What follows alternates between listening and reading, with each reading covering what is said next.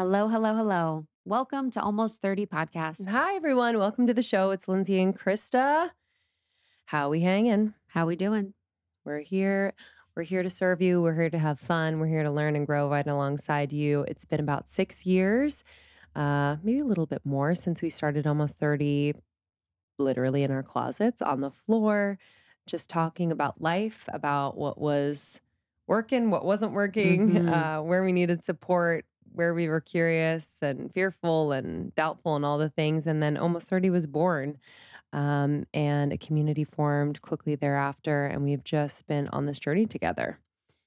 Journey. I love saying journey, baby. I know it's been quite the journey together, but we're so glad you're here. We know there's a lot of pods to listen to, so we're grateful you chose Almost 30. There's 500 or so other episodes you can dig into right now after this incredible interview we did with Vylana Marcus. Super special. I'm so happy that we got to really spend time with her in person, which was such a gift. And if you know us, you know that we kind of prefer that in-person energy, and hopefully it is felt.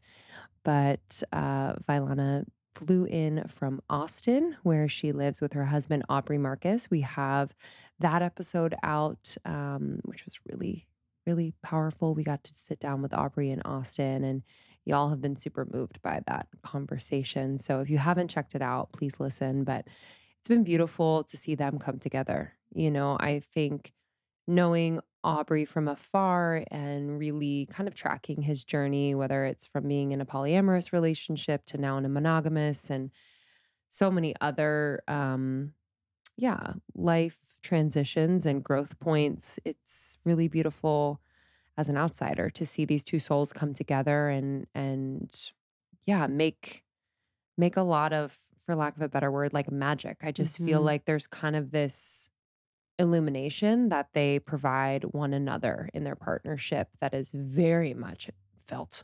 Yeah, you look at them, you're like, you're made for each other. Made. It's so weird. I'm like, how did you not? Sometimes when you find people that are so meant to be, you're like, how did you not find each other before? I know. Maybe they did in another life. Yes, definitely. Definitely. So the conversation with Aubrey is out. Stunning, beautiful. We talked about their relationship. Yeah. So it was so good to have her in the studio and explore and learn about this medicine woman and her journey to creating this really powerful alchemical music. And we talked a lot about the loves of her life, the journey that she's been through from a relationship perspective, her traumas, her experiences, how she grew confidence, how she found amazing women in her life, and how she learned to love amazing women. We talked about shadow work. We talked about her medicine experiences. We talked about her relationship with Aubrey, and we talked about her new album. Her new album, Goddess Rising. This sound medicine has, I know from firsthand experience, just kind of the power of allowing source to come through you through music. And it was really inspiring for me to listen to her journey with not only her music, but allowing the power of the message come through her and what that really required her to do, and how she makes herself available to that. And just how she talks about it, how it's her dharma. And it was wild to kind of hear how all the pieces have come together in such a way bigger than she could and more expansive than she could ever imagine, because she's allowed herself to be in that dharma, which was just so powerful. So this album is really a journey. So it's like 35 minutes, I think she said. So you can listen to this kind of in order. You don't have to, but I thought it would be a beautiful thing for us all to kind of do an experience after you listen to this interview, where it really ends with this Phoenix Rising, which is her first single off the album. I was taken aback by what seemed to be such a metamorphosis she's experienced, not only through her relationships and through her traumas, but like through her music and how it's being shared with the world now. This is a really groovy conversation you guys are going to love. I'm really excited for you to dig in. Highly suggest sending this to a friend or two and having a beautiful, open-hearted dialogue about it, Yeah. about all the things you learned, and then listening to the album, which is available on Spotify, wherever you listen to music. It is called Goddess Rising by Vylana Marcus. Enjoy this one. We will see you on the other side. See you soon. All right. So I'll drop in for a moment together and just gently inhale through our nose into the belly. Graceful exhale. Another inhale through the nose. Rooting us down into this moment. Hold at the top. Anything that is not love, any fear, any judgment, any worry, anything that is not in resonance with love, exhale out your mouth. One more deep inhale into the belly. And exhale. Thank you, thank you, thank you, universe, for the convergence of this present moment of women who are anchoring really meaningful and necessary codes in the collective at this moment, who have a message to share, who have love to give, who have wisdom to offer, and asking that all the women who are in resonance with this message, and the men, that they receive this with an open heart, with an open mind, and that it may inspire and activate them, that it may trigger the synchronicities that guide them to a truer expression of their soul's path. May we all be of service of the highest good. Please guide us, all of our higher guidance, our higher selves. Help us to navigate this conversation so that it can be of the highest good to all. Aho. Vortexes on. It's interesting when I'm around like medicine, like you as a medicine woman, it's like I kind of get into that energy very quickly. It's like I can feel myself. I'm like, oh, I'm kind of slipping on in. Yeah. There's when you're in like somebody's morphogenetic field, that's the most beautiful thing about just being with sisters. And why they say like the 5 people you surround yourself with are the 5 people you're most like you're constantly exchanging codes in your conversation and your energy fields, like something's always activating. So these conversations are always really, really, really lovely. And I've been really blessed to also receive so much from my sisters in my field. Yeah. Before we started, we were just, noting that we feel like you're in you noted that you're in your dharma. And you are just shining so bright in a way that is felt on a cellular level, on just a deep soul level by anyone who, whether it's listens to your music, hears you speak, listens to you on a podcast, even just like watches you move your body. And, we'll come to the present day, but I'm always so curious, what and who you were. And what your experience was like before you felt as though you were kind of in and on this path. Who was Vylana before that?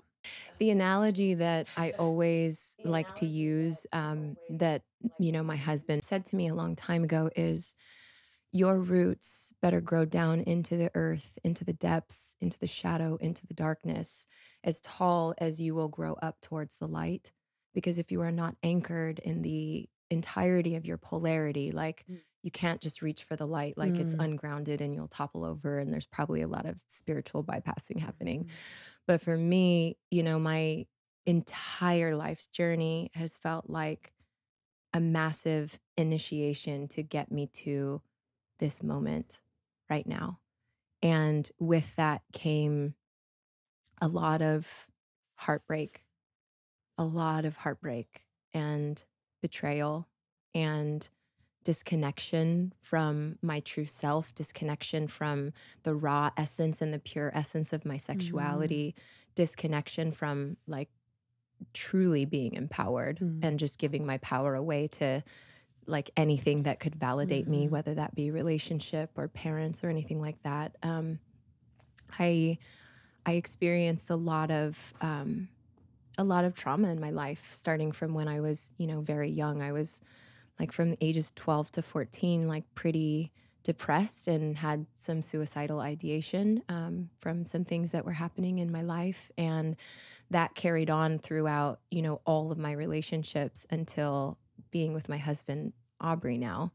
And the way that it felt for me, because I actually had a really big death rebirth moment last year in 2021, September of 2021. I went to Costa Rica and did an ayahuasca ceremony where it brought up every moment in my life where I have just felt annihilated in love, like shaking and sobbing on the floor by myself. Like that has happened to me countless times. I can't even count them on my hands, definitely over 10 times in relationships. And the person that I loved most was what was co-creating the situation with me. And I had to feel every single one of those moments like isolated. They were all deeply, deeply painful, to the point where I feel like part of my soul fractured off and was like, this is too much. Like I love so much and I give my love so freely. And one of the things was, yes, I had protective mechanisms, but I never stopped loving. I never stopped believing. Like my beacon was like, I know that it's true. I know that it's what I want. I dream of a love that I feel cherished and safe and stable. And I know it exists. So I never stopped. So I was in, many relationships. But in this journey, I had to feel every single one of them at the same time in my body. So you can imagine like the PTSD in my nervous system and just the depth of anguish and grief and resentment towards life. Like this is what life is about, to love and then just be freaking haymakered from the left and right constantly like a punching bag. Like, what is this shit? You know? And COVID, like everything that was happening in the world, like I had a lot of resentment that I had to feel. And I think that's part of transmutation and healing and growing is everything needs to be felt. If you think you can run from your emotions, whether they be anger or grief or jealousy or, all these things that we try to kind of like shove down and pretend that they don't exist. And then they come out in reactive, wild ways that make us feel like we're schizophrenic, like that's everything. That's a beautiful invitation with ayahuasca is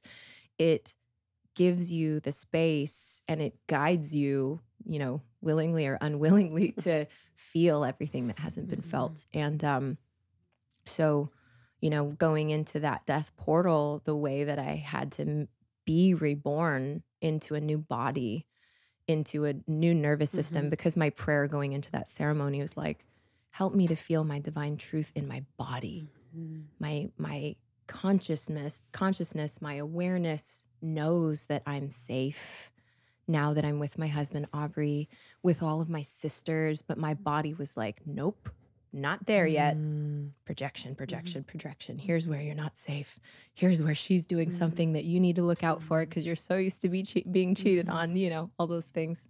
But felt the depth of my suffering in life.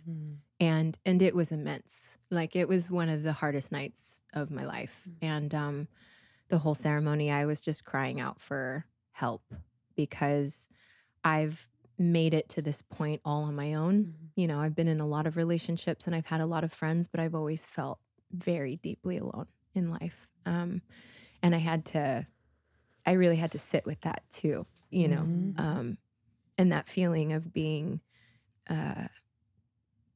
alone and suffering is it's not just about the suffering, but it's like not having anyone to lean on in the suffering that you really trust can hold you in it.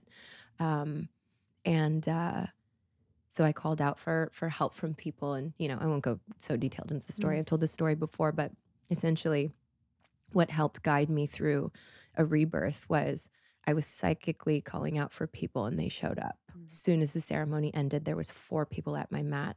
My dear sister Blue came over to me and put her hand on my back and did this energy work and blew tobacco on me. And Aubrey was holding space behind me. And my sister Adrienne was sitting in front, calling in angels and light and love and all this energy. And it was like, I then was able to fully come back into myself, all the pieces that had left, because it was just too painful for me to live the life that I had lived all along. All of them came back. And it was like, I had already been on the medicine path for years, probably like 5-6 years, by then. And I have my own codes that I share and things that come through for me intuitively. And like the swarm of that energy that came into me because I had called all aspects of myself back felt like this is a magnetism that I've never accessed before. But that magnetism and that power came from going into the depths of myself, from no longer turning away and looking away and avoiding, or even just the stuff that was lying in my unconscious mind that I don't even see are like parts of my programming.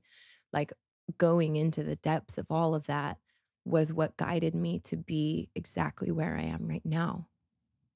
And the beautiful thing about it is that whole life's journey and life's alchemy is what guided me to exactly what I'm doing right now, because now it's my opportunity to take that medicine, to take all of those tools that I've used, to take everything that has worked for me and then offer it in the way that I know how as medicine for other women and men. I always say men and women, but there are definitely, codes for men as well. But yeah, that was a long story, but No, it's beautiful. Do you, Love it. and then, the feeling of loneliness, do you feel, because I feel like a lot of people can relate to that deep feeling. And I felt that in my life where I'm like, it's always going to be me. It's always going to just be me. There never will be that meeting. Do you feel like because you weren't meeting those darker aspects, the grief aspects, part of yourself that you had exiled, essentially exiled them, that it wouldn't allow people to meet you fully because you hadn't fully met yourself? Yeah, absolutely. And those energies that had not been fully integrated in myself, and where I was not having unconditional love for myself because I was rejecting all of these aspects that were also part of my nature and my shadow and my own darkness, you're always magnetizing to you what is in resonance with where you're at, whether you understand it or not. So it's if you take a victim mentality in any aspect of your life, you're not acknowledging that you are a co-creator and that you are also magnetizing all these situations. Like all of those horrible, painful relationships were invitations for me to come more fully into myself and to meet myself more deeply, and it's your choice whether or not you take the opportunity, whether or not you look at a situation and be like, what is it that I am calling in for myself right now? Because if I am in victimization or I'm judging there is, in judgment, when you point a finger at somebody else, it always has something to do with you. It may be an unintegrated aspect of your shadow. It may be a space that like you may envy about somebody else, and it's something that you would actually like to anchor and to do. Or it may be something that you actually judge about yourself, So I always look at all situations kind of from this higher purview of like, why am I calling this into my experience? Nothing is by accident, It's we're always in a space of co-creating. And to touch on something about the loneliness, I think feeling alone is also the mechanism of self-protection, where you're not actually allowing anyone in because you don't trust anything. So as much as the suffering alone was super painful, it was also a product of my own self-protection. So it was like, yes, this is happening, and it's like there's so much grief and sorrow in that. And also, I'm the one that's sitting here in my little cave by myself. And sometimes I'll let somebody come in here and sit with me, but I'm too afraid to go out of it. So there's also an element of, leaning in when you're lonely, where there's like a lot of courage in that. When you began your plant medicine journey, was there an aspect of your distrust, like general distrust, that came up? Because I feel like it just is a portal that opens once you kind of step out into that journey of plant medicine and working with the medicine. What was that journey like with trusting it, of opening up, of feeling ready? Because I know a lot of people listening are curious. Yeah. They're not quite sure what that feeling would be. Yeah, for sure. And I don't advise to anyone to just be on a medicine path. It is not for everybody. And it doesn't make you better to be on a medicine path than to not be. But for me, it was a calling. Like, I was going through my Saturn return, and the bigger part of it, like, there was definitely a distrust in life. I wasn't as aware of it at that point. But what the place I was in that I went through a series of multiple different extraordinarily challenging things, that the last one that was like the straw that broke the camel's back was my grandma was put on hospice, and it was just about to be my birthday. And I was in this place of being in deep fear of her dying on my birthday. And so she actually, did pass away. Luckily, it wasn't on my actual birthday, but it was a few days later. And at that point, I felt like my whole perspective of not understanding what life means or why I'm here or where she went. Because I didn't ever, both sides of my family were, deeply religious. And I really honor, like, I feel like spirituality is like a tree and the trunk is God. And then everyone's branches is their own ways of connecting with it. And I have no judgment to how people make it there. But for me, being in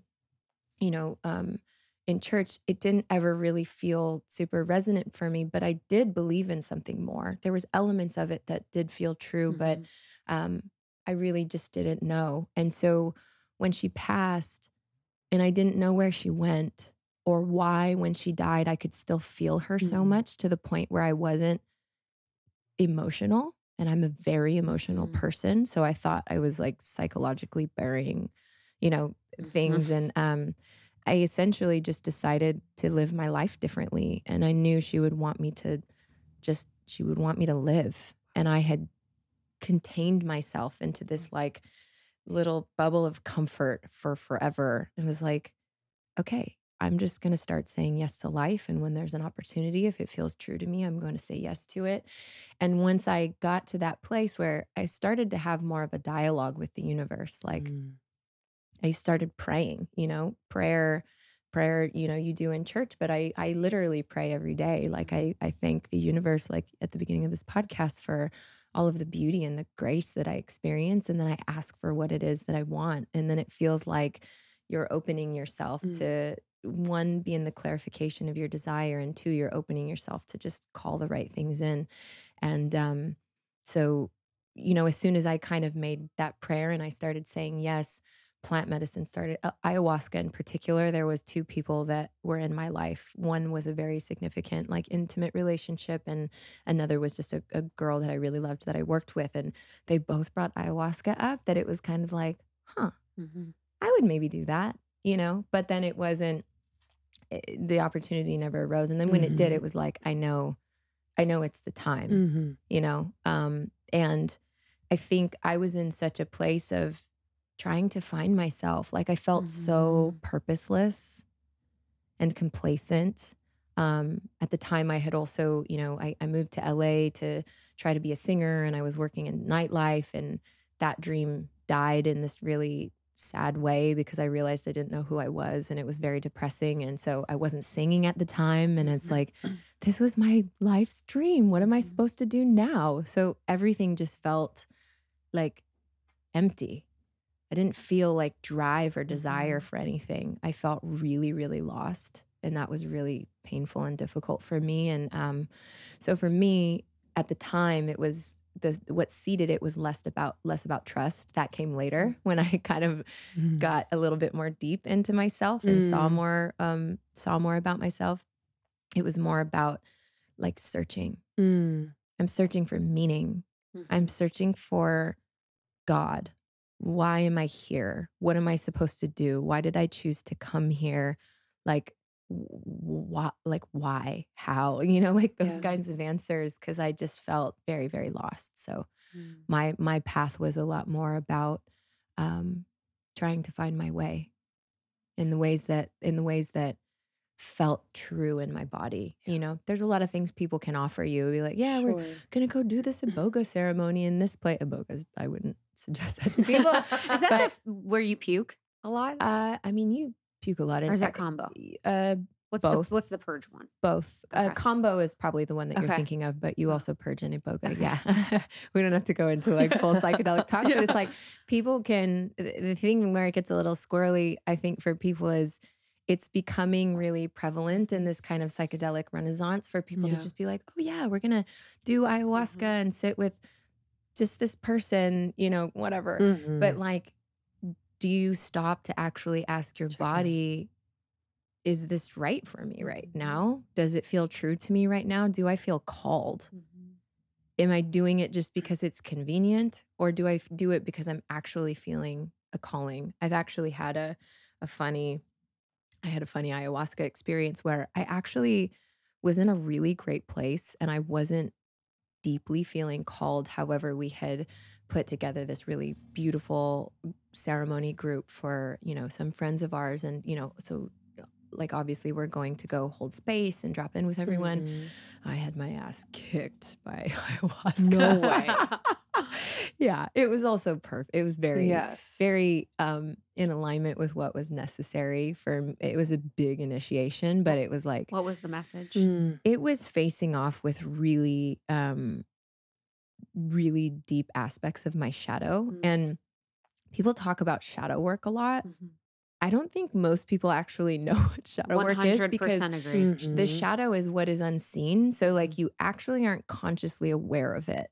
So that's why for me it was so confronting. I have a single coming out called Phoenix next month on August 19th. And at the time I was, you know, just finishing up that song. It's like, it's very catchy. It's very anthemic and really exciting. But the lyrics of the hook are, I am. And that's all I ever need to be. And so like, I'm in ceremony listening, hearing my song, and I'm like, this is going to be so great. People are going to love it. And then I was like, you are, and that's all that you ever need to be. Here's where you're not living in integrity with that.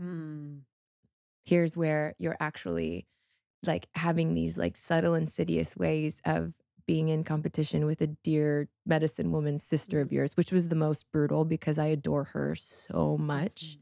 And there was like all these little threads of like envy and a little bit of jealousy and things that I was so unaware of.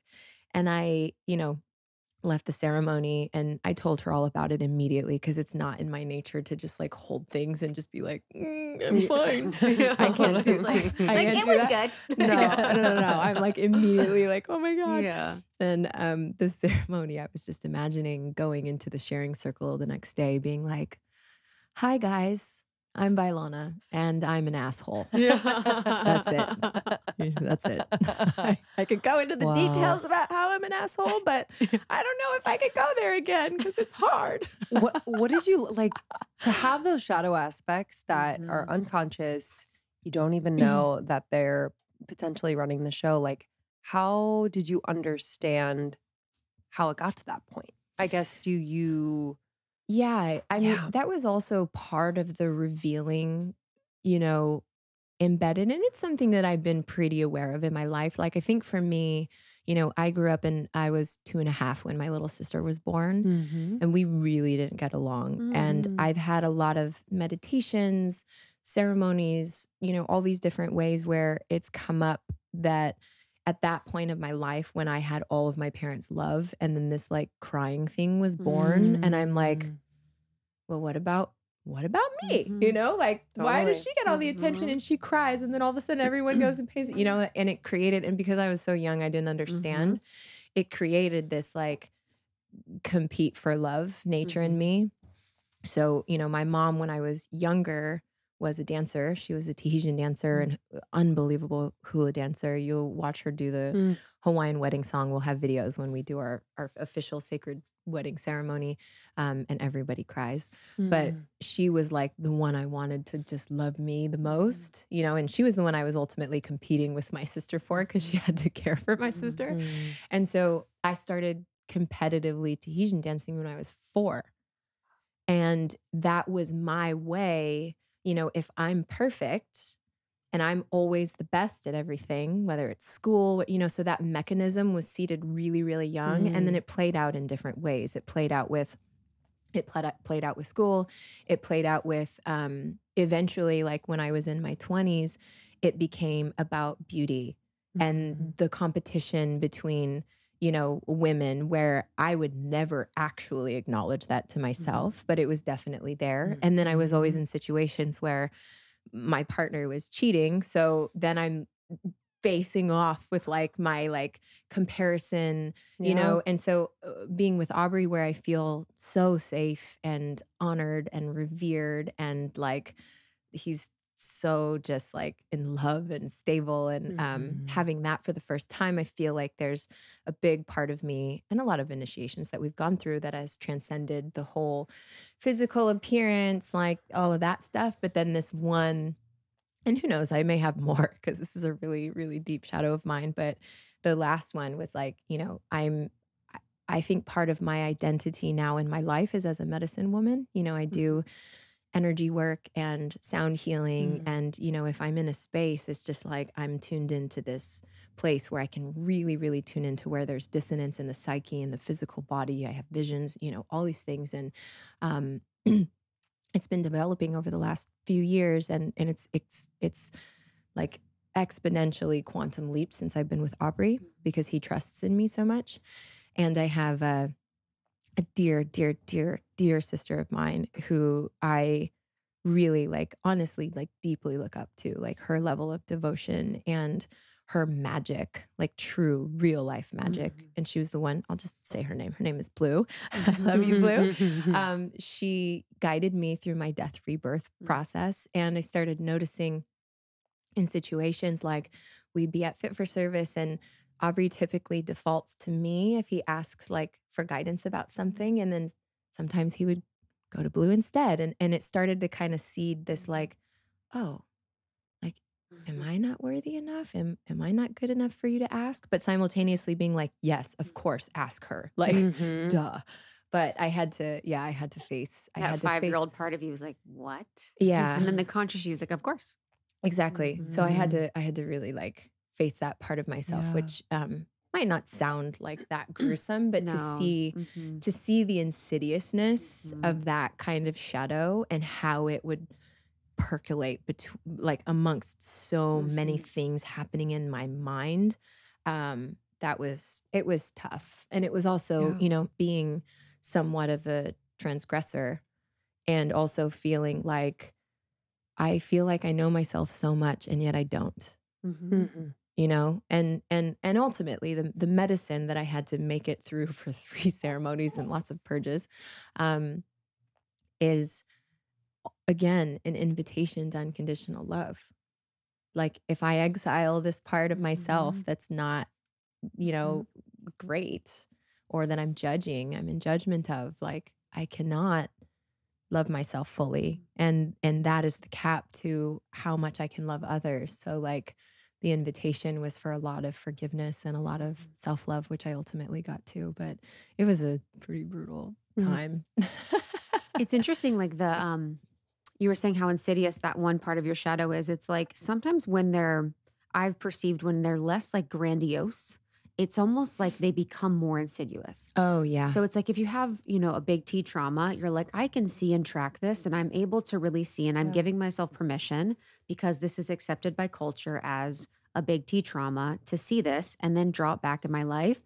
But sometimes I've realized like the parts of my shadow that are so minute where you're like, oh, you're just a girl and you have a sister. It's like, you're like, then it just becomes into everything. And you can really have a hard time peeling back and figuring out what it is. For sure, because it is dictating, your unconscious mind is dictating your dreams, the way that you make meaning and stories. So it's like easy to be like, yeah, you're the one that did something to me, because it's like bubbling up like volcano from the inside and then getting projected outward. So it can be like a really tough thing when it's just something that's a little bit more, it's just under the table. Like you can't really see what's happening. So that's the importance of, being really deeply intimate with yourself, journaling, meditating, but like really like learning and being with yourself and having an open mind and curiosity always. Like there could be some element of me here that is that's wrong. Like I don't like using the words right and wrong because that feels so like black and white, but there could be an aspect of me that's showing up here that's part of my shadow. Like, let me really sit with that for a second. Can I come to this conversation or this situation in a better way? Is there something here for me to learn? Yeah, because I think it's like we perceive our mind as our age being like, well, that's just this situation. And it's like you as a young girl, it's meeting the younger versions of yourself that you've exiled and then being like, what is it? Because that's totally different than what you're going to perceive today as like being something that's the problem. So it's like we have to take the lens of the age that in which we were when we experienced the trauma, because that's going to be how big it is, or that's going to be how much it leads into our life. But I'm so curious then, you have such beautiful female relationships and you've been able to cultivate these sister relationships. If you had that first experience with your sister and it seems like that's kind of led in other areas of your life where there was cheating, then the woman really is the enemy. I've had experiences like that as well. How were you able to heal that? Oh boy, that's another long story. I'll try to make it as concise as possible. No, rock on. So I have also had like my mistrust in life that I was talking about earlier, where I was very resentful towards life. I have had so much distrust on the feminine and the masculine side. So I've had lots of betrayal and moments where, I've been very, very intimate friends with somebody for a really long time. And then it comes to this moment where there's this like, you don't actually see me at all. Like you don't really know my intentions or my heart, or, like that it's just like gut wrenching. Like, how is this happening right now? And also at the time I was definitely less aware. So I'm sure that there was a lot more there for me on my end. But honestly, it's taken a lot of me leaning in. When I was first introduced to my husband's community, I met him at Burning Man in 2016. And, they very lovingly, kind of like brought me in as like another one of the team and an ally. And, we went on all these adventures and did plant medicine and all these things. And I had never had a community like that before. And I noticed myself for a while, it was like in certain environments where I felt like I was really like in my organic nature, I could like, I could party and like have a blast and be like dancing and super magnetic. But then other times we would be at dinner and I just felt like, I don't know how to like really lean into relationships, and they're all so close. So I kind of felt like I was on this like a little bit on the outside for a while. And then again, I called in a divine intervention of my dear sister, Caitlin. Caitlin, she's the poet queen on Instagram. She has really, really great poetry. Love you, Casey. But in my former partnership, we were monogamous, and then he started to have feelings for Caitlin, and we were part of, the same community. So it was a very interesting situation. But that ultimately, again, drove me deep into my shadow and competition with women on all sides. Like any plant medicine ceremony that I did where I was trying to find a way to be really open and understand that like they love each other, and like how can I, show up and try to loosen up like my contraction around not wanting this to happen, but be honoring that their feelings are true, and love is not limited, and all these ideas. Mm. And it ultimately became kind of like the bomb that blew everything up, that got me to want to live my life in a different way. But her as a teacher, again, I got to meet the depths of myself. I got to meet the part of me that was disgusted by other women, that judged other women for the way that they did this or that, that was like, getting super cute so that I looked cuter than she was when we were doing this party or like whatever situation. And it's like, and it was, it was kind of monstrous, to be honest. And it was constantly driving into this just like very, it like almost volcanic, like it brought up a lot of rage and anger for me. So the opportunity there was I was really just meeting more aspects of myself and integrating more aspects of myself and learning how to have better boundaries, learning how to communicate from a place of true desire. And I didn't do it really well until things got really bad. But ultimately, we went to the depths with each other, and it was probably the most difficult year of my life, of my whole life, because it was pretty constant, like being essentially we were in like a three-way situation. So I wasn't seeing anybody else, and I didn't really have like and I honestly didn't have that much community at the time because there was always so much drama and nobody wanted to be around us. And so they would have like a date night or hang out, and then I'd just be by myself. So it was like, it was really, really, really hard for me. And then everything kind of blew up in this big divine intervention way. Like, if none of you are going to listen, we're going to reorient this for everybody so that you can no longer continue to participate in something that is not serving any one of you. And then we didn't speak for probably 6 months. And when Aubrey and I got together, Caitlin's going to be his best man at our wedding. They're so close, like soul ally, like, she's his best friend. And so we had to come back together to, with Aubrey and I being together, like that was part of us coming back into resonance. But when we did, there was so much love, and we got to come together from a new place in ourselves where there had been a lot of healing. We didn't speak for 6 months, but I was doing Ho'oponopono with mala beads every single morning. I wrote her out this letter. Like, I was doing a lot of internal work to feel not judgmental of her, not victimized, like she did something to me, but how can I at least come to a place of neutrality? Because I don't want to live with all this energy. This is essentially hurting me. Her and I don't even speak, but I'm hurting myself by having all of these stories and thoughts in my mind. And when we came together, it was an opportunity to like really heal all of the sister wounds and to be brutally honest with each other about everything that we went through.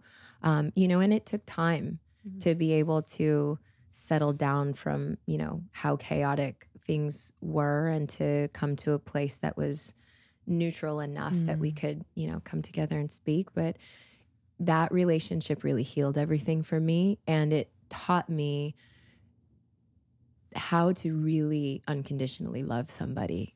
Like, I have felt in moments like I could not stand you, and I don't like using the word hate, but the energy, the rigidness and the intensity of how I felt sometimes in my anger and rage towards the situation, like it was that, it was that level.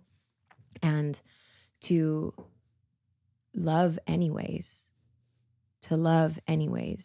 because somebody is showing up and willing to go in with you, and it was a process. Like, it wasn't just, it was great. It was great. But it took time to like fully move through everything. We did ceremony together. We spent a lot of time together talking and just kind of like being with each other, but we were both choosing each other.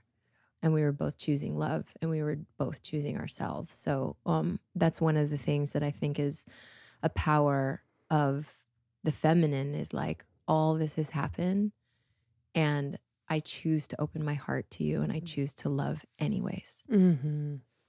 And in some situations that may be having better boundaries with people. With Caitlin, I didn't need that. It was like, I've never felt so intimately connected to somebody before, because it's easy to be really close when it's all like love and light and everything is easy. But what happens when there's resistance and when there's challenge, or when there's moments like what I had with Blue? Like, does she just judge me back for being, super in my shadow, or does she hold me with grace and love and forgiveness and compassion? Like, that's true intimacy, not just when it's easy. So I would offer to people, if you're constantly running from situations that are just like, this is too much, like, you won't ever really get the opportunity to like deeply, deeply love somebody and be deeply intimate with them. Yeah, unconditional love, I feel like it's like healed me without me even realizing. It's helped me to call aspects of myself back and actually see them and love them myself. And it's interesting to think about who you think shows you unconditional love. Parents are an interesting thing to look at. I think my parents love me no matter what. And I think sometimes parents unconsciously put conditions on their love in a rearing sense. Yeah. So it's like, this is good, this is bad, you do this, I reward, I love you. There's all these very nuanced aspects of conditional love For sure. that happen as a child, and then as an adult to be loved unconditionally and wholly is just, it's the most healing thing. You said that going into this relationship with Caitlin and your former partner, you had a sense or a feeling of not resistance, not feeling like it was for you. What do you know of that knowing now, and how was that the point at which you were like, I knew this and I didn't trust it. So has that strengthened since that point? Yeah, that was the big learning in that relationship for me, is to not spiritually bypass my human needs. Because I think that that's a really common thing in the spiritual community, where it's just like, but love is love, and it's it's infinite. Like, you can't contain love. And it's like, philosophically, yes, that is true. And also, like, time is limited. Also, there is my nervous system that has sat with immense trauma my whole life, and I cannot thrive in a situation where I'm feeling threatened constantly. And is there work for me to do? Absolutely. Can I do that in a container of safety and maybe heal in more gentle ways like I have with my husband? Absolutely, yes. It's like, there can be learning on any path. Like, you can choose like a really difficult path, and there can be a lot available for you. And there was for me. And I can't say that I think everything happens exactly as it should be. And it happened exactly as I was choosing. And so when, things kind of came full circle, what I realized was I was being so passive, and I'm very empathic. So I feel other people a lot. And so my tendency is, if I feel their needs and desires, like, I'm actually like, I'm a Gemini, like, I'm very malleable and I can chameleon and I can kind of flow. I'm not very like rigid, like things have to be my way. But it had gotten to like such a point where it ended up really being like hurtful to myself. And so essentially where I ended up was understanding that having boundaries is self-love. And I am worthy to ask for my desires. Why I was not capable of doing that when it was really hard was because I knew the relationship would end. And I didn't have the courage to just allow what was in the highest resonance to happen, And I was just, I was just so devoted and just, I had invested so much that I just wanted to make it work. And I'm also, an aspect of myself is to always work on myself. So it's like, man, I'm going into anger all the time. I have a lot to work on, you know? So I was almost like addicted to healing. Yeah. You know? What do you mean? Which can also be a shadow, like addicted to healing. Like I got to find the root of where this came from. They like disrespect you and you're mad. You're like, I got to go heal. It's like, you got to not be disrespected anymore. Yeah. And there's just like, there's an element of just being able to like feel worthy enough with yourself to speak your truth. And understand that that is the most loving thing that you can do for anybody. Yeah. It may not land in a great way with the other person. It may be incredibly triggering. It may be incredibly painful. But when you're not fully living in your truth, like there's a distortion in your energy field. And that ripples out in a lot of different ways that you don't see. And it creates like, it's almost like more of this tension energy. It's like things keep building because you're not listening, you know, and that's one of the aspects of,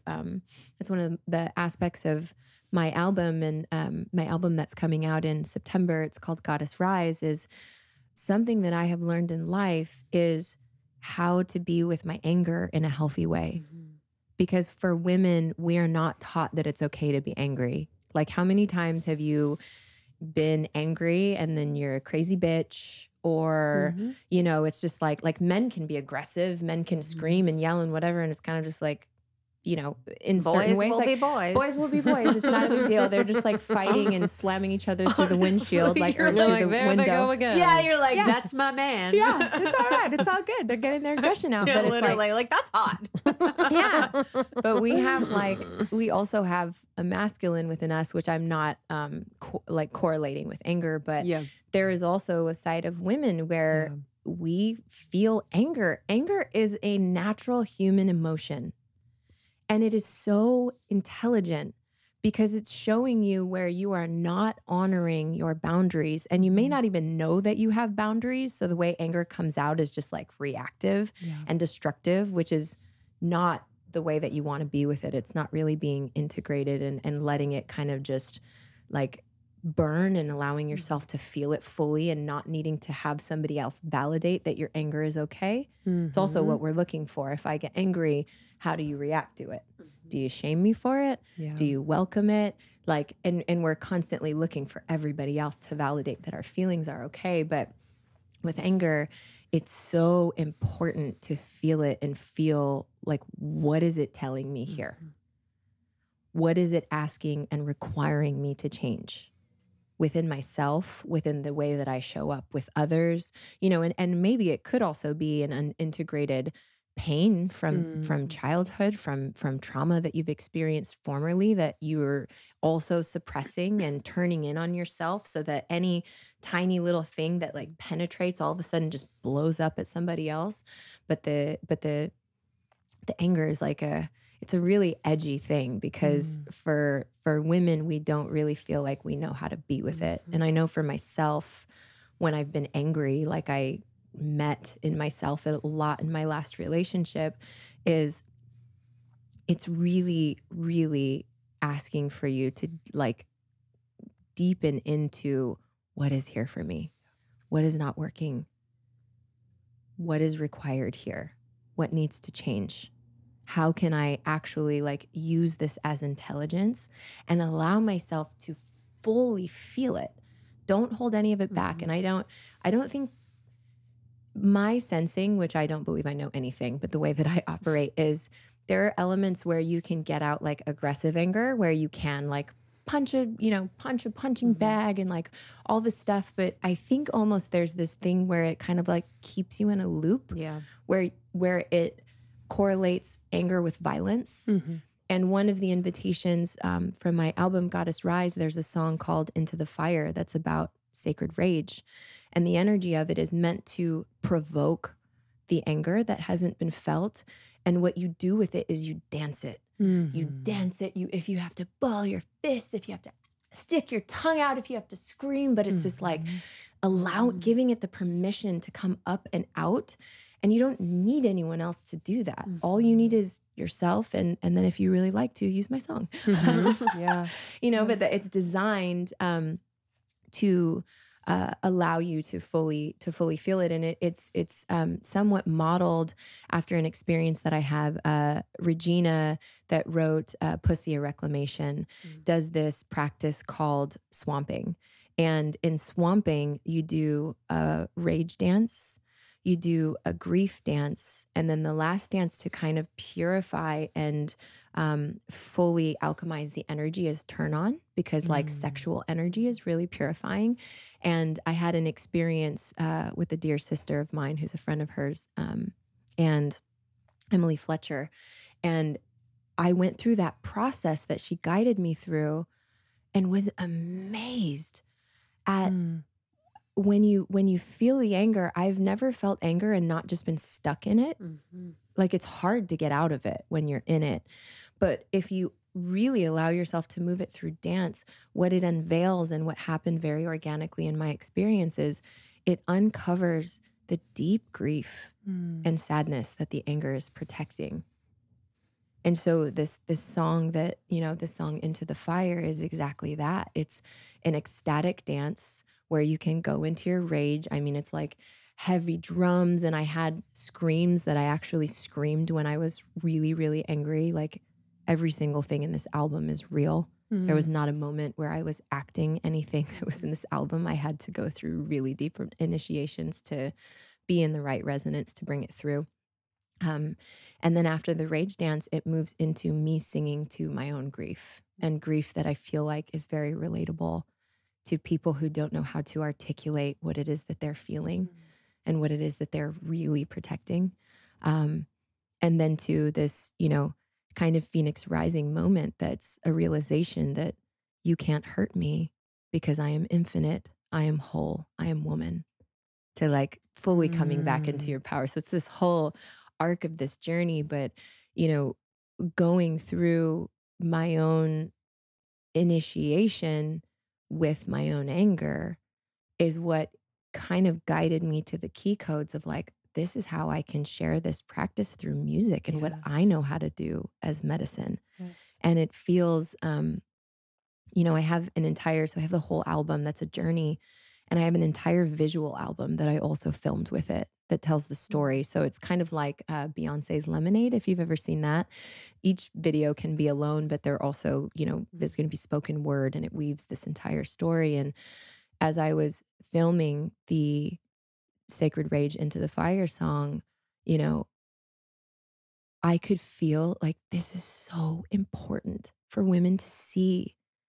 Like, if I had seen something like this when I was in the depth of my stuff, oh my gosh, that would have been so helpful to just have a tool, like I've had to pave my own way and take the right action and call in the right things. And now it's like, there are these ways where you can't bypass the process, but there are tools where it's like, you probably don't have to go through it in the same way that I did. Like, it's really, really potent and really powerful. But yeah, the invitation of the entire project being like, who are you in the fullness of your radiance, which also means the fullness of your expression, which is not just grace and light. It's also messiness and chaos and rage.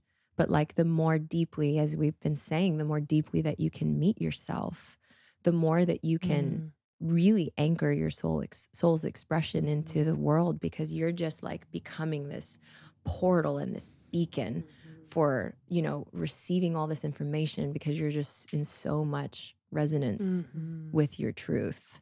Yeah. No, it's so beautiful. And I feel like, one of the reasons why it's so potent that it's arriving at this time, I feel as though because we live in a time where there's social media, some like whether we are quote public figures or not, an aspect of our lives are being projected out into the world, whether it's on Facebook, Instagram, whatever. And I feel as though unconsciously we kind of morph so that we can be presented, and that involves really ignoring, dimming, pushing down any feelings that feel maybe too big, too ugly, too much, too unprocessed, or like any feeling that people can't hold or you don't feel like is safe for them to hold. So yeah, I just wanted to like echo that I feel like it is the perfect time. And, you know, I'm thinking of like my little like teen self. I remember like screaming into a pillow when I was so angry about, you know, a certain period of time, like within my family. And I just remember like I had nowhere to let that rip. And I didn't feel like it was okay. I felt like there's something wrong with me. I felt like I couldn't disturb anyone else in the family if I just kind of let it rip. And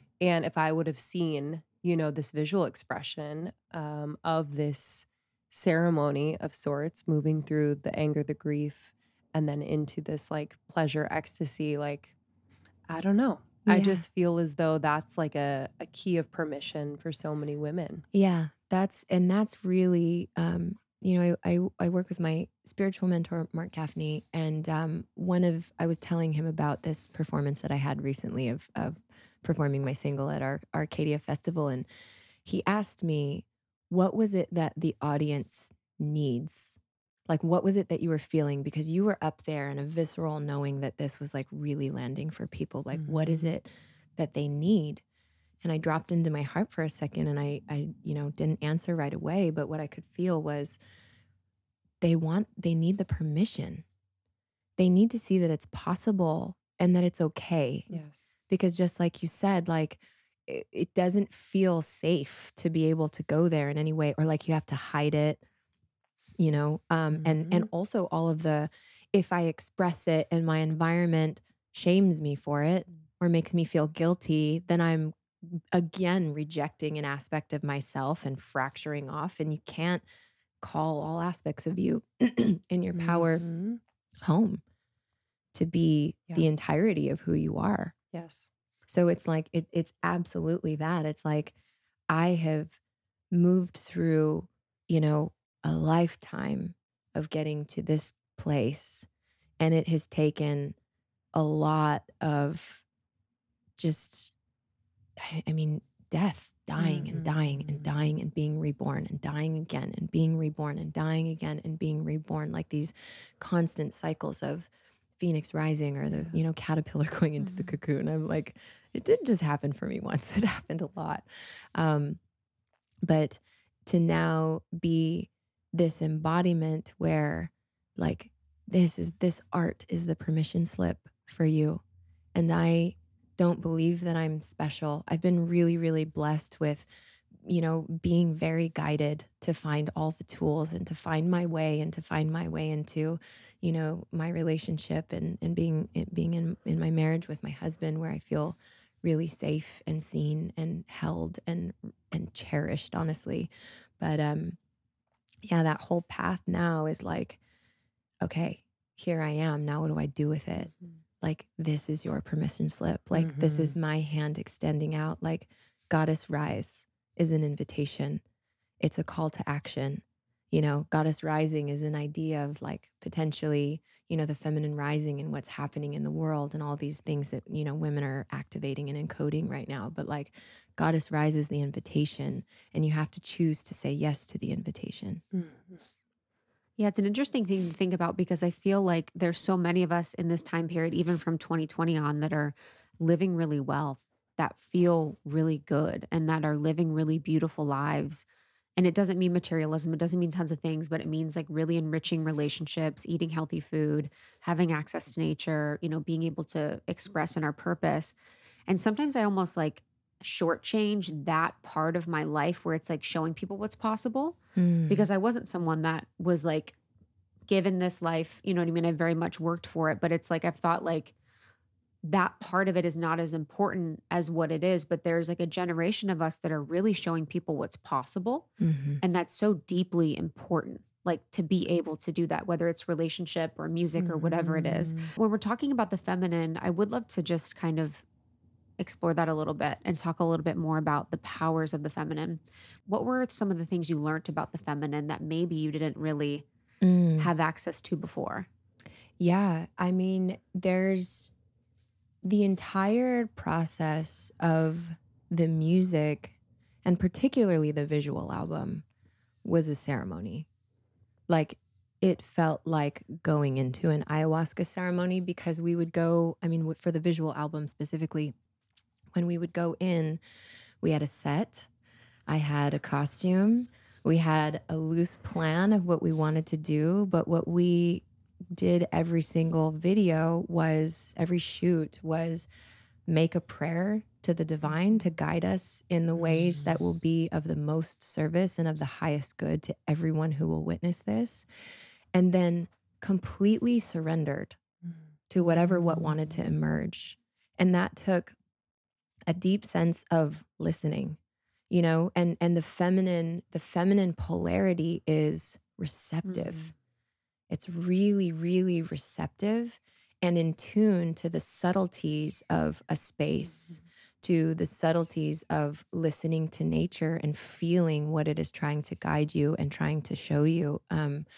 And so I think that the depth of what I felt in it was just my ability to receive and tune into something bigger than me. You know, it is me that's bringing this through. That is the transmission of the music. That is, you know, having the visions of what it is, you know, we want to bring into the space. But ultimately, it's my surrender to not believing I know anything, and to surrender to the mystery and trusting in the mystery, having faith in the mystery, being connected enough and having the clarification of my desire enough to speak my prayers into the space, and then just opening up and fully receiving.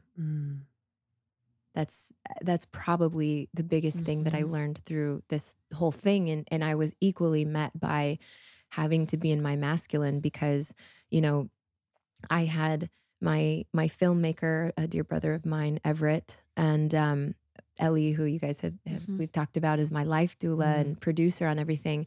It was just us three that did the whole thing. Wow. So and you know, we had lighting and like some other like assistants from my sister Soraya was there, but like ultimately, like the entire vision and the entire production of it was between the three of us. So it's like, this is a vision of what it feels like. This is the music. This is what I'm seeing as I'm listening to the music. Like, let's make it happen. So I simultaneously had to be the most in my masculine that I've ever been in. And that was also inviting me deeper into my feminine, because so many things went wrong. And it, in moments, felt like I was going to crumble in overwhelm, because we had worked so hard to just get things a certain way. And it was like, it was Kali's medicine, essentially, like, allow what needs to be destroyed, to then let what wants to be birthed come through. And again, the invitation, I am in full trust that everything that is going wrong is happening for me. And I will be in a place of listening. It doesn't feel good. It doesn't feel right. But like, I surrender that there is something divine going on right now. There is divine orchestration in all of these things that are just like punching my masculine in the face. And so like, let me move back into my feminine and be in flow with what wants to come about. So that was also a really beautiful invitation. And then the last one that I would, you know, love to anchor about the feminine is the reclamation of sexuality as sacred. You know, one of the songs is called Out of Exile. And I have also lived a lifetime of being really disempowered in my sexuality. I won't go into that because I did an entire podcast about that at one point, people can find. But, you know, being in relationships where I really wanted to be loved. So I would open myself in that way. And I didn't really honor my body. I didn't choose partners who were honoring of me. I used, you know, in my earlier years, I've also had very, you know, darker tendencies where I've also lied and been manipulative and tried to use sex as a way to like feel more in control or stable or like, we're fighting, like, why don't we have sex? You know, like I've also used, you know, like sex for me has not been this anchored, true expression of me like fully claiming my pleasure for myself in the ways that are in truth for me. And so, you know, this Out of Exile song is a reclamation of our pleasure for ourselves and understanding like sexual energy. If you think of the moment of orgasm, right? That is the potential to create life vibrationally. And everything you know, we know this. Everything in the universe is vibration. This body, if I'm singing into the space, it's vibration. This table is vibration. Everything is vibration. If you think of it in like hierarchy, like that energy is God energy. It's like the closest, like highest frequency that you can get to God energy. And yet, thousands of years, we are so disconnected and disempowered from one of the most powerful things we have access to. Funny, that doesn't seem like a coincidence at all. Yeah. And so, you know, I this last year did an apprenticeship with the woman I mentioned before, my dear sister Emily Fletcher, and it was initiating me in sex magic. And this is harnessing your sexual energy to manifest, you know, bring energy through your body, through the portal of your womb energetically. Your womb physically can bring physical life into the 3D, and your womb can also energetically bring energy from, you know, from the cosmos, like into the 3D, like that is available to you. So I went through this whole initiation with Emily Fletcher for a week long, and the things that healed for me, because your sexual energy is purifying. Like it's purifying you in like a multidimensional way.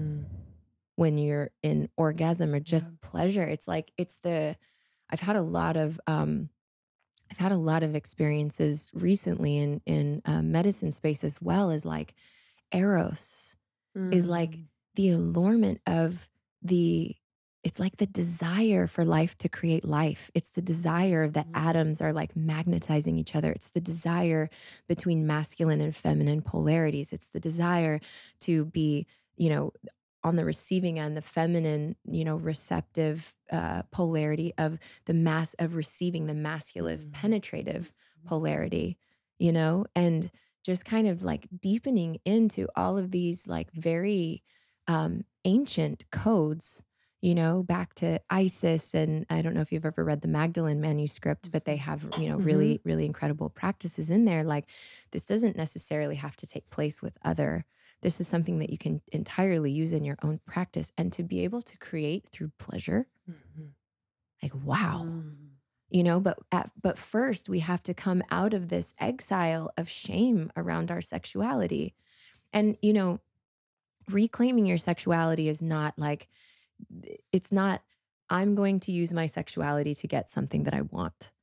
There's a transactional, lower level, not evolved energy in that. And I think for a lot of women and men, that's the way they experience sexuality. There's this transactional energy that's happening. Like, I do this for you, so, you know, you buy me this purse, or you know, like, and it might not even be conscious, but it's just like, there's a lot of distorted energy around sexuality. But how can we fully reclaim it for ourselves and realize how freaking powerful we are as women?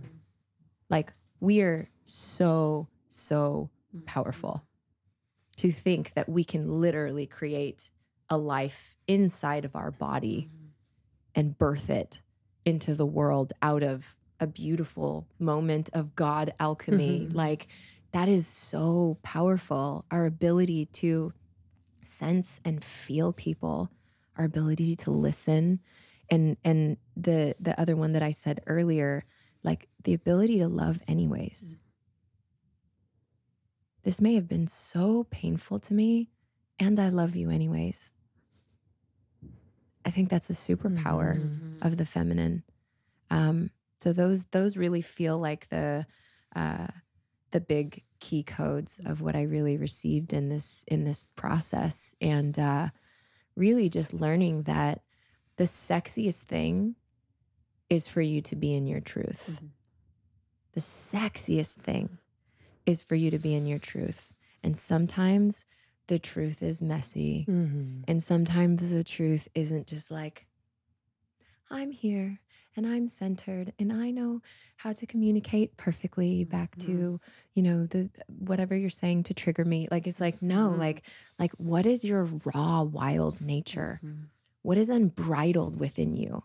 Like, if you can access that within yourself, do you know how much rapture you experience in sex, in dance, when it's like, I don't care what anyone thinks about what I'm doing right now, and I think that's another one of the codes within this is like, I choose to be fully in my power, fully in my truth, fully in my radiance. I choose when I want to share that with you and when I don't. And I don't need the validation that you feel like I should be any kind of certain way to dictate how I be and how I show up. And it's funny because I started, trickling some posts on my social media, particularly about the sacred sexuality, which it's edgy. Like, I know I'm going to take some arrows for it, and that's fine. It's art and it's beautiful. And I know it's exactly what I'm meant to be doing. But one of the things, my post kept getting taken down. And I'm body painted and I'm not naked. I have everything covered. And there's an entire, what's that Instagram Black Tape project? They have an entire Instagram that's exactly the same thing. If we're trying to understand that. It's like, yeah. It's all good. But what I realized is it was happening because people kept reporting it. Oh, wow. And what I realized is like, it's not the picture, it's the message. Yes. It's the message that's triggering for people. And it got taken down, and then I got it put, went back with Instagram. They put it back up. They took it down again. So I was like, fine, I'll post it again. And I posted with a new message that was like, you're not going to silence me. I'm going to say what I have to say, essentially. And I stand for no construct that is going to keep me silent from speaking my truth. I refuse to do that about something that I feel so passionate about that is not threatening to anything. Take it down again. And I was like, okay. It's actually funny because typically when I get negative feedback, I shouldn't say typically, but I'm not beyond somebody saying a really mean comment and it not impacting me in some way. Sometimes, most of the time I don't, but sometimes it's just like, there's hundreds of really nice comments, but yours ruined my day. Yours ruined my hour until I move through it. But with this, it was just like, I kind of felt this Kali energy. It was wild. It was like, shoot your arrows at me. Shoot them. I'll eat them and I'll spit them back out at you as love. It was like this wild ferocity. And that's Kali's nature, who is, my gateway into my own, activation into my inner goddess. So, she is a theme throughout the entire album. And so I decided to post it one more time. And I was like, okay, I'm going to be smart because I'm going to post a photo that you can't take down for nudity because it's only of my face. And I'm going to say everything that I need to say. And it's in this way that it's like, I am not threatened by the resistance that's happening here. And I invite you to understand that me being fully in my power may be triggering to you. And that is yours and it's not mine. And it's not impacting me in that way. And for women to feel that type of response to the way that it's threatening to some people for us to fully be in our power, if you're having reactivity back and you're fighting back with the same energy, that doesn't resolve anything. What the world needs is for women to just fully embody their truth. I don't need to yell at you to validate me, but I'm going to speak my truth and set a boundary. I'm going to say no, but I'm going to stand here in my truth anyways. And that might mean that I take arrows, and that's fine because I really trust in what I'm being guided to do and how I am being invited to stand for women in the world. I always find it so powerful when something like that happens, especially on the internet, because people can kind of hide behind their handles and whatnot and kind of say what they want to say. But when there is an activation like that, and we've seen it, throughout the last few years and experienced it, you know, it's exciting in a way because I'm like, oh wow, okay, like you're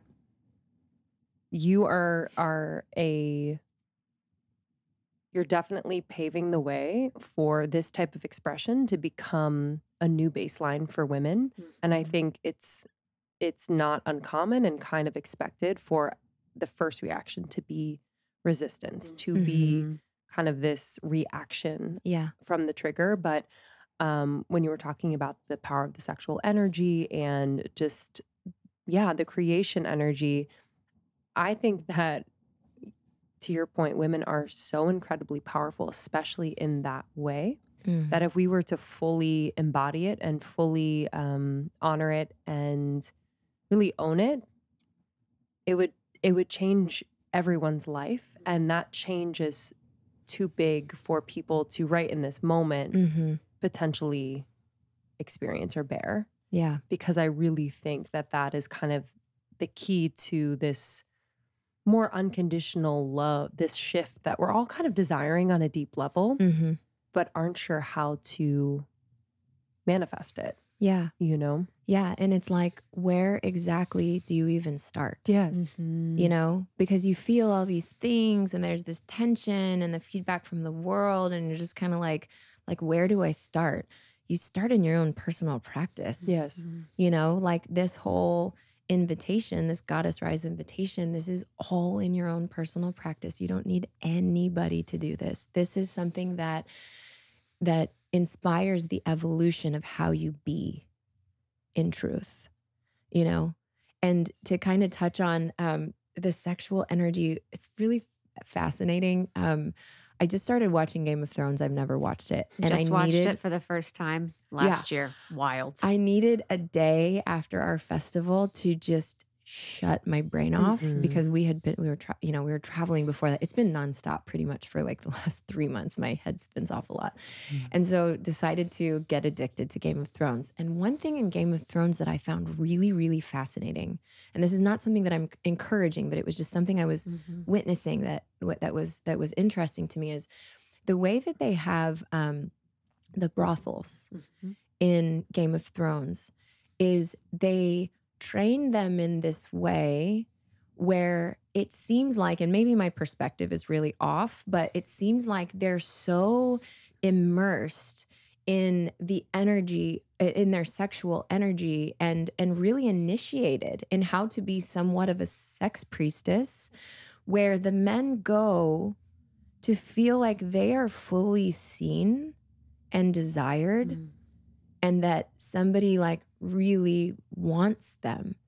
And it's like, it's an interesting thing because it's a brothel, but the way that it's like so free. Nobody's all stressed out about this like transactional, I can only have sex. Like it's like it lifted for some reason, instead of like all the weight that goes on, like, don't cheat on me and sex. Like there's like all this energy bound up around sexuality. Like, why do you think nightlife is a thing? Because men go out and they get tables and they want to have a lot of girls around, and maybe in the hopes that they'll meet one. And, you know, like I'm not going to be super judgmental, but I worked in nightlife and I was with Lynn's. Yeah. Like you're part of it. So you just see it. And it's like, that wasn't on the table. Would this even exist? Yeah. I feel like I just finished Sex at Dawn. You know? And I feel like it's almost like the siphoning, though, of the powers of the feminine, where it's like back in that time, whether, you know, Game of Thrones isn't real, but it was like you had your wife and that was for procreation. And then you had the whore for your fantasies and for that like liberated sex. And I see what you mean, because there's that part with Littlefinger where it's like very much like learning the sex magic when the two women are together. But it's like, for me, it's also the power, but then it's also like siphoning of the caretaker one and then the fucking lover priestess. And the thing where there's the invitation is, there is an invitation for you to be all of it. Yes. There's an invitation for you to be all of it. Like, I am very spiritual and I sit in medicine spaces, and we have our Fit for Service community, that everything in my life is a devotion to being of the highest service. And also, when I hear my Brother Savage's music, I will twerk my face off. And I get lingerie, and Aubrey and I have date nights where we get sexy and kinky. And it's just like, we get to play out all of the elements of everything. Yeah. So I think and yes, I appreciate that deciphering, because I definitely wasn't trying to be like Game of Thrones. But I liked that there wasn't all of the stress energy around sex. It's just this very liberated expression where even the women in the brothels seem like they're like really enjoying, you know, what they do to a degree. Yeah. You know? Yeah. And but the invitation being like, if I can be in the reclamation of my own, like, I love this term, it's very edgy and it might trigger people, but like my sacred slut. Like the part of me that is in the fullness of my desire, that desires like deep, intimate pleasure, maybe wild pleasure, like whatever that is. But like, how do we reconnect to, and these terms are always funny to me. I love Layla Martin and I love Regina and I love Emily Fletcher, but like they say pussy a lot. Like, how do you reconnect to your pussy? And a lot of the practices that they're doing is connecting your pussy to your heart. Like, how like disjointed is that? Like one pleasure practice is just literally envisioning drawing up energy from your pleasure up into your heart, you know? And it's just, it's so powerful. And it's something that's kind of, I'm on the beginning of my own path with it, but there's so much available to there. There's so much wisdom and consciousness hidden in the sexual. Like there's actually a book by Aubrey's and my spiritual mentor, Mark Gaffney, called A Return to Eros. And it talks about how, you know, the sexual models the erotic, but it does not exhaust the erotic. So like, if you think of Eros, like life is erotic. When you think of erotic, you think of sexual, but like Eros is actually like being in the absolute presence on the inside of this moment. It's like Tantra. Exactly. Being on the inside of like really seeing and feeling who you are as a person and how you're engaging in this space and how you're looking into my eyes and the intimacy that is created in this like beautiful allurement of like God wanting to create God.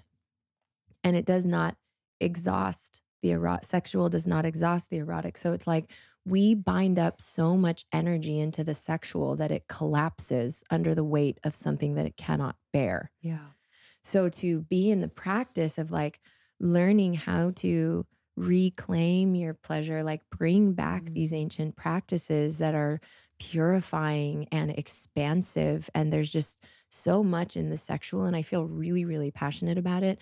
I can't speak to it. You know, if you're really interested in this sort of thing, my dear sister and soul ally, Layla Martin, is an absolute gangster. We did a podcast with her and she didn't even initiate me in anything. And like the intimacy that Aubrey and I were having like that day was like, what's happening? I'm totally fully activated just from sitting next to her. She's powerful. Yeah. She's very so powerful. She's on the pod years ago. Years we need ago. to have her back. That's good. Yes. Yeah, that's a good reminder. She's actually, we're in like a PR strategy for my album, and it asks a question like, who inspires you? And the first person that came to mind was my husband, like Aubrey, you know. And then I kind of just sat for a while because like I don't feel like there's a lot of models necessarily that I'm like, I want to be like them. I kind of feel like I'm making my, I was about to say my before. path in a new way. Yeah, so it was an you are. interesting question. However, a person that deeply inspires me is Layla, because this is a very edgy subject. Like people, particularly, you know, religious people, like they really, really want to attack. They want to attack, you know, everything that she's doing, everything that she speaks about, even though she's been, you know, just woven in her study of Tantra and all of these ancient arts for like over a decade, and has changed so many women's and men's lives. And she chooses to be in her truth anyways. She gets death threats. Like she has to have like a huge dog at her house because like people really like attack her. Wow. And she stands in her truth anyways, fearlessly and unbridled. Like I will not be silenced. Like, this is my dharma. This is what I'm here to do. And she's definitely a person that really inspires me. Yeah, she's super, super powerful. Mhm. Super powerful. I would love to round out this conversation present day Mhm. with Aubrey in partnership, in a monogamous partnership, and marriage, and just what was that initiation like? Oh, man. Well, Aubrey and I had been very, very close for years. We were friends for a really long time. And I started to, both of us actually simultaneously in a joint ceremony that was really unexpected, got this download about how our souls have always like woven with each other. And so it felt like almost like we had a soul marriage before it actually happened in the manifest. And a lot of things needed to kind of shake out for us to come together. But ultimately, that's what we chose. And, you know, I felt like I have never been more sure of anything in my life. I never wanted to get married because I'm a child of divorce, and I know what that meant for me and my parents' divorce and all of the things that, you know, unfolded from there in my life's path and what I've had to heal from. And I also haven't really been to a lot of weddings where they're like speaking everything that they're saying. It's like, do you really mean that? Are you really doing this for the right reason? Or is this just something you think you're supposed to do? And so I was like, I really want to have I know I want to have children.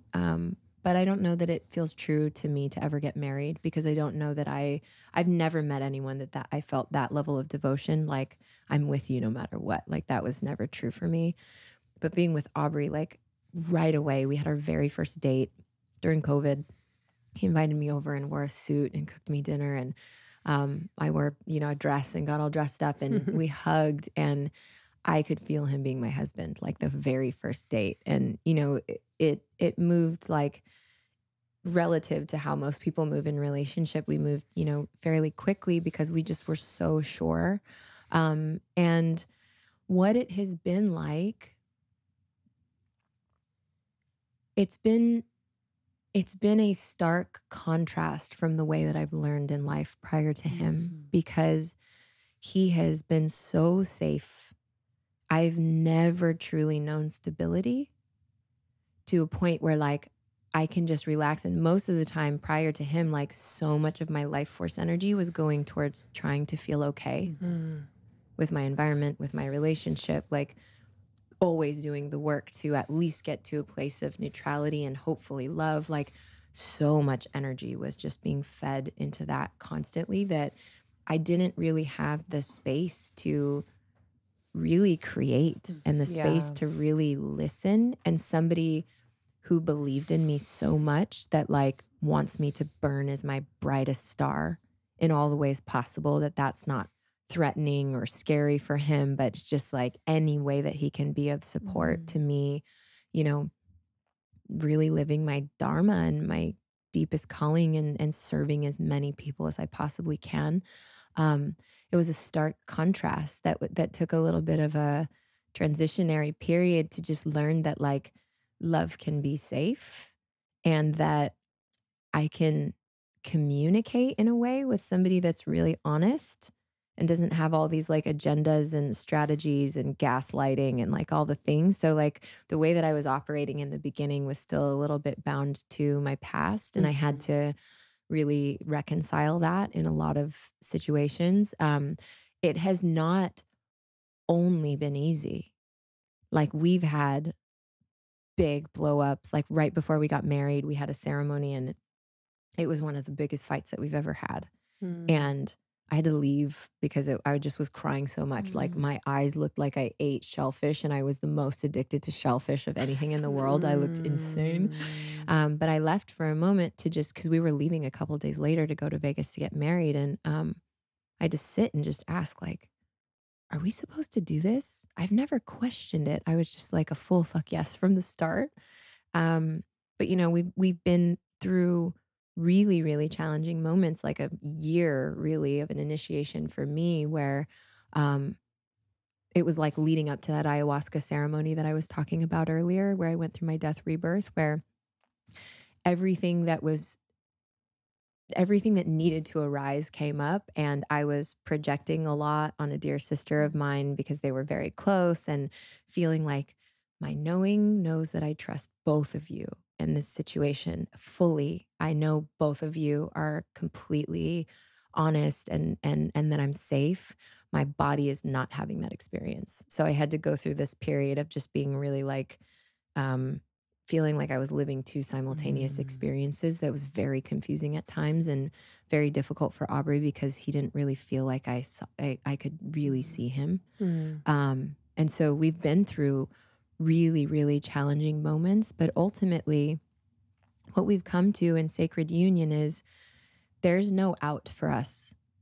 We choose each other every single time, no matter how, off course it gets, no matter what is said, no matter how ridiculous the argument goes, which it's funny with us because we don't really ever fight over anything that's serious. It always is initiated and triggered by some stupid thing.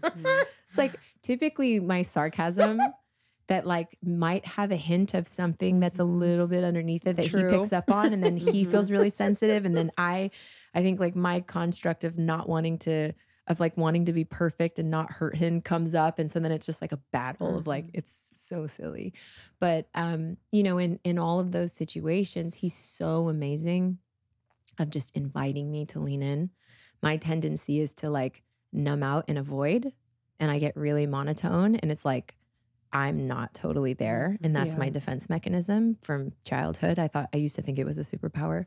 But in the relationship have learned to like, when I go into a moment of contraction, to expand into the contraction and to just take a moment to allow myself to feel.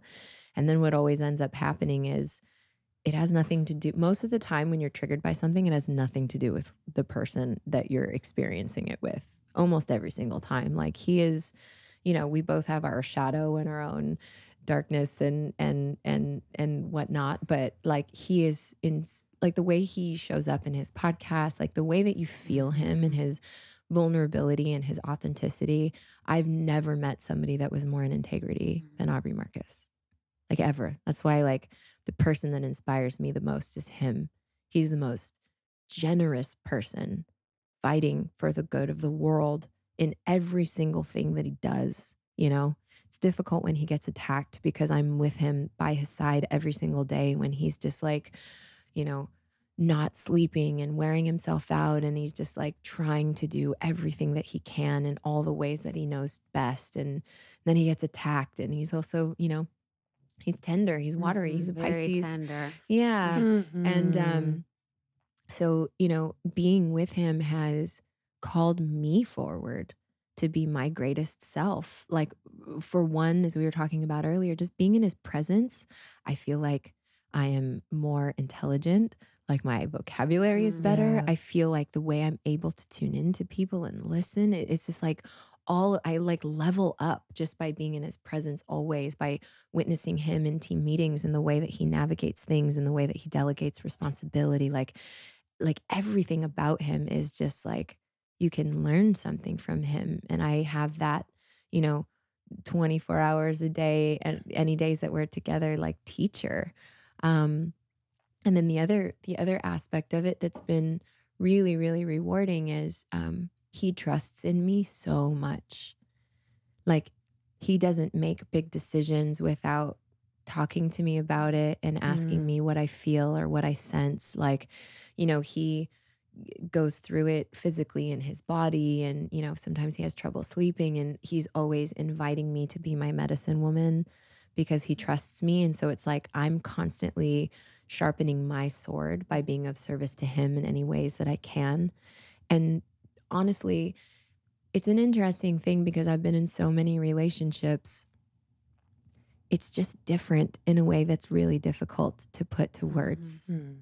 It's like when you go to Burning Man, you know what Burning Man feels like. Otherwise, you can look at pictures and kind of like try to see it in your mind, but it's like until you have a visceral experience of it, it's really difficult to describe. I, flew here last night, and before I even left, because we're almost always together, and I actually cherish my alone time. I really like my alone time, but I love him so much, and everything is so much better when he's there.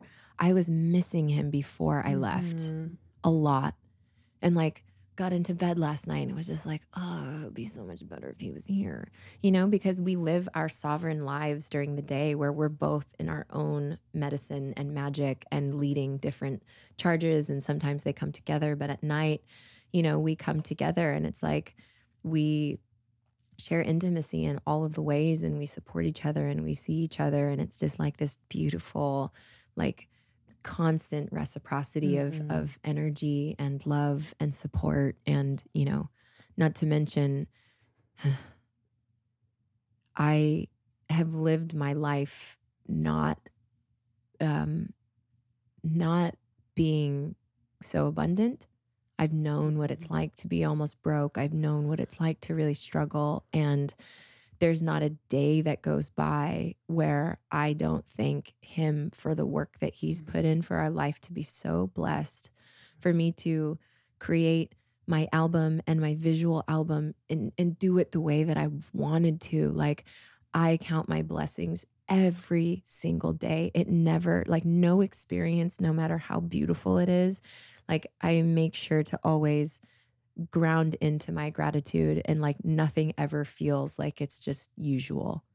Like I never settle into like, this is just the way that it is now, so excite me in a new way. It's like, and it's not about it's not about money. It's about the freedom that I feel.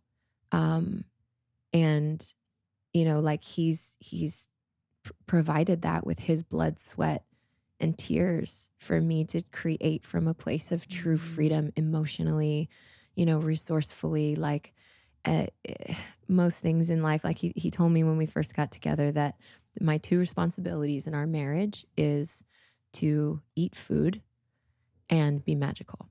Those are my two responsibilities. And I was like, sometimes I'm actually not good about eating food unless he feeds me. So sometimes I don't know if I'm totally being an A+ queen on our deal, but he's magnificent. To feel so loved like we wake up every single morning, and like I'm like a puppy. Like the second he opens his eyes, I'm like, and it doesn't ever. It's funny when people will say like, yeah, newlyweds and honeymoon phase, and you're it's all gonna die. You're gonna have to make sacrifices and da da da da. It's like I do not subscribe to all of those stories.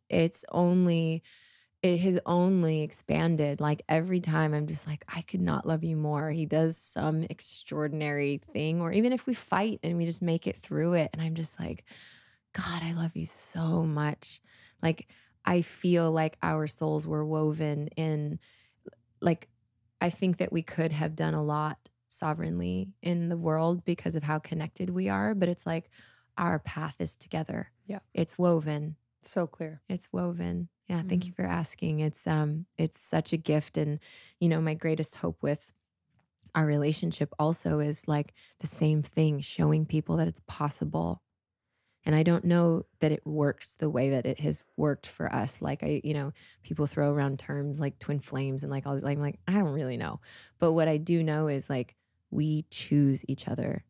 We choose each other every single day through everything that is painful and dark, and all the healing that needs to happen that gets triggered by a love that is so bright, like when you love so much, it's shining light on everything that's out of resonance with that. So it has been a journey, and our life will be a journey. And, eventually we do plan on having children.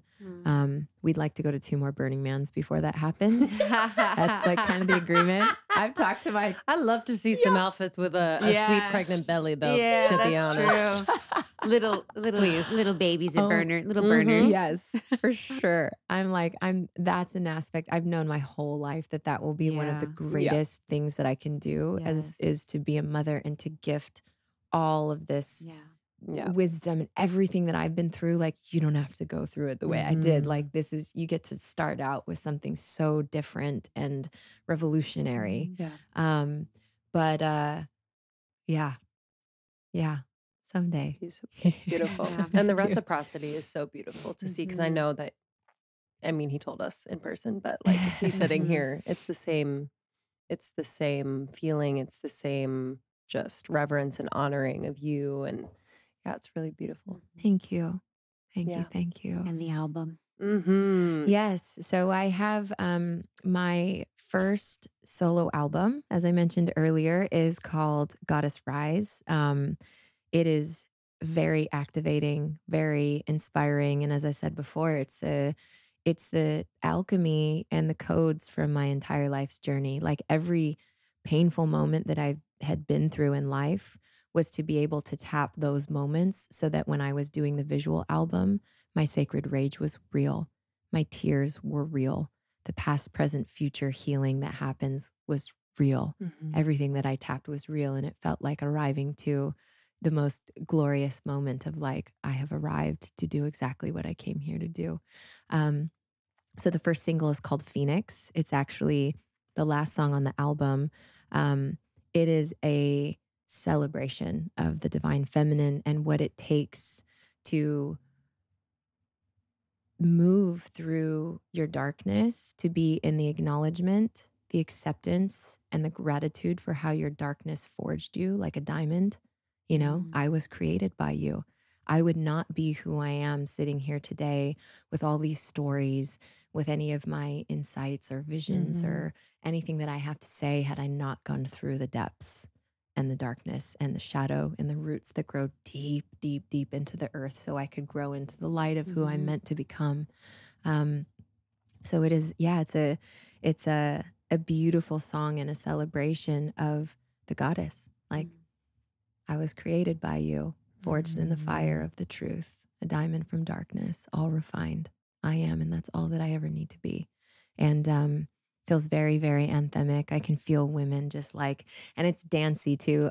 My collaborator who started this project with me a year and a half ago, her name is Laura Escudé. She played all the violins and produced the music. And then we also added my dear brother, Donnie. His artist name is Savage. You guys should definitely listen to his. I know that. Don't we know that? Yeah, I definitely know his music lights me on fire. I used to teach Soul Cycle, so I would like used to kind of be in the it's creating like that ancient experience. Future, bassy, like it's but very organic sounds. It's really epic. So Laura and I had been working on it for a year and a half and decided to bring him on to add a little bit of his like organic ancient future vibes to it. So it's like every song has like a dancey element, like you really want to get into your body. And it's just, it's been a beautiful process. So Phoenix releases on August 19th. I'll be posting all the things on my social, in the coming weeks about the release. It will be available on all music platforms. And I will also be releasing the video that goes with that I actually brought in different women who I have met who I really feel anchor these codes of freedom within their self and within themselves. And they got to do their own goddess dance to really like show like this comes in all shapes, sizes, ethnicities. Like this is like a movement for women. This is a seed of something greater that we can all connect with and access, because what I see in all of my visions is the rise of the feminine is women holding hands together, standing in their truth, simply saying no, simply saying yes, but being in the fullness of their expression and their true embodiment, which is all of it. It's full spectrum. So that single comes out on August 19th. If everything goes really well, which I believe that it will, I will be releasing a second single on September 9th. And then the full album, Goddess Rise album and visual album will be out on all music platforms and YouTube, and also have a landing page with the visual album will be out on September 23rd. Beautiful. So there will be, we're currently planning a launch event. I'll do a performance. We'll do a screening for the visual album. And what I really, really desire is for this to seed a movement and to create a network through this piece of art where you can view it, a network of, this is what I have to offer in the world. If this activates, triggers, inspires you, and you want to do something with the energy, here's what I'm offering in person, virtual. And I might not be everyone's medicine, but here are the sisters that I know in my field who are offering these things that you can access. And it creates like a network where we're all standing together, supporting each other in our greatest expression, activating the world for women to come more fully into themselves. Beautiful. So, yeah. I'm excited for you. I'm so grateful. I was so truly excited when we got you to come, speaking with Aubrey, and just seeing your whole experience has been so inspiring and beautiful and magnetic. And yeah, to see the art you're creating in the world is just so powerful. So I'm so much gratitude for you for coming today and Thank for you, sharing so much sister. of your truth and your authenticity. It is so inspiring. Yeah. Thank you so much, you. both of you. Thank you for having me. This is so good. Always. I hope. Amazing. Love you guys. Bye. Thank you so much, Vylana. What a beautiful conversation. You can follow her on Instagram at Vylana, Vylana. And thank you to our sponsors for this episode. As always, just bringing you brands that we feel are just doing it right. You can find all discount information in our show notes and on almost30.com. And just wanted to also thank Vylana. This came to my mind. She stuck around and just gave us a sound blessing that was so moving. We shared it a bit on social, so check that out. But she was so generous. She's like, would you guys like a sound blessing? And she brought in her sound bowls and she sang, and it was very powerful. Our team was there as well. So thank you. Yeah, it was stunning. Thank you so much for being a part of our community and our lives. We love you. We're so grateful we get to do what we do and support and serve people like you. Keep on fighting the good fight. We'll see you on the next one. Love you. Love ya.